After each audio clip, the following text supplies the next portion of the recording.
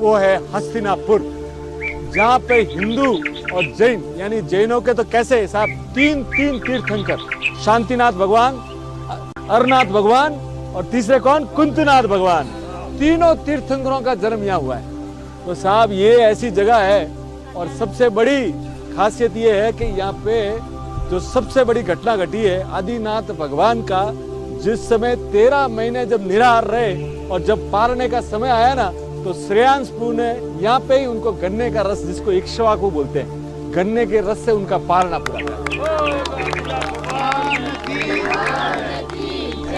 और वही आदिनाथ भगवान के पुत्र हुए भरत चक्रवर्ती, जिनके नाम पर आज इस देश का नाम है भारत।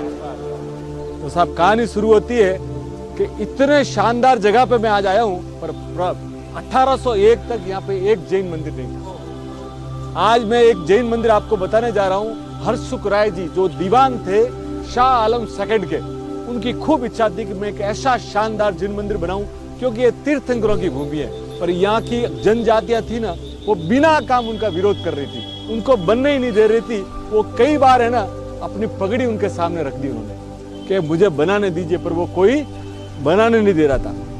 एक बार यहाँ का राजा थे, उनको 1 लाख रुपए की जरूरत पड़ी, तो हर्षुक राय जी ने 1 लाख रुपया उनको दिया। राजा के पास जब पैसा वापिस आ गया ना, तो राजा वापिस आया और बोला कि हर्षुक राय जी आपका 1 लाख रुपया लीजिए। तो हर्षुक राय जी ने बोला मैंने तो आपको कुछ दिया ही नहीं। बोले आपने कोई छोटा अमाउंट नहीं, इतना बड़ा रकम मुझे दी और आप बोलते मुझे दिया नहीं है। बोले मैंने कुछ दिया नहीं है। तो बोले आपकी पोथी निकालिए। जब पोथी निकाली गई ना, तो उसके अंदर लिखा था कि 1 लाख रुपया राजा को मंदिर बनाने के लिए दिया।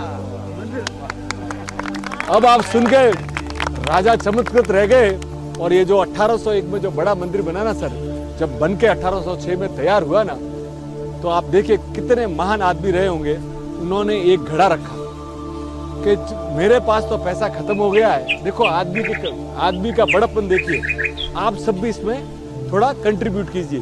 उसके पीछे सिर्फ इतना ही कि उसके और उसके पीढ़ियों में ये अहंकार नहीं आवे कि मैंने मंदिर बनाया। और खाली पॉट में निम्न माज पैसा लिया, पर ताकि किसी के मन में ये नहीं आवे कि मैंने पैसा।